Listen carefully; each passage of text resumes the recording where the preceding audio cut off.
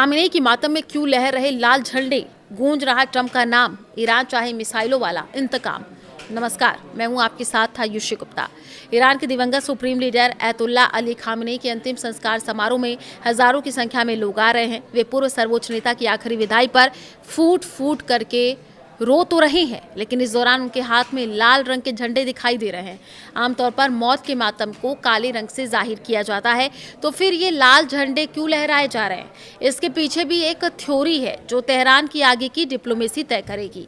Tehran university के research fellow Mohammad इस्लामी अल जजीरा को बताया कि खामेनेई के अनुयायी लाल झंडे बना रहे हैं, जो बदले की मांग का प्रतीक है। वो ईरानी सरकार से अपील कर रहे हैं कि जो लोग उनके सुप्रीम लीडर को मारने में शामिल थे, उन्हें मार दिया जाए। तेहरान में एक बार फिर से डेथ टू अमेरिका के नारे गूंज रहे हैं। यहां मौजूद लोगों ने किल ट्रंप वाले झंडे भी फहराए। खामेनेई की मौत के बाद ईरान में गुस्सा और बदले की भावना साफ दिख रही है। अमेरिका चाहे समझौता पर, ईरान इंतकाम। जी हां, इस्लामी ने बताया कि खामेनेई सिर्फ एक राज्य प्रमुख नहीं थे, बल्कि वे ईरानी इतिहास में उन नेताओं में शामिल हैं जिन्हें युद्ध के दुश्मनों ने मार डाला। वे कभी पीछे नहीं बैठे, बल्कि मोर्चे पर खुद लड़ाई लड़े।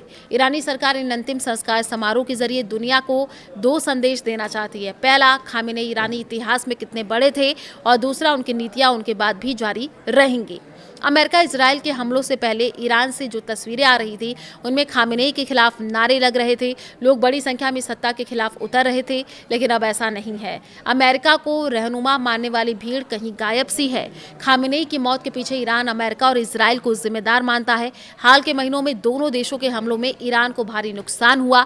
लोगों का गुस्सा इसी का नतीजा है। डेथ टू अमेरिका ईरान में पुराना नारा है, लेकिन खामेनेई की मौत के बाद ये और तेज हो गया है। कुछ लोग तो सीधे ट्रंप को टारगेट कर रहे हैं।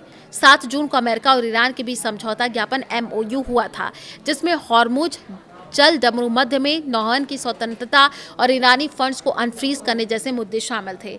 अब खामेनेई की मौत और अंतिम संस्कार में लग रहे नारों से यह प्रक्रिया प्रभावित हो सकती है।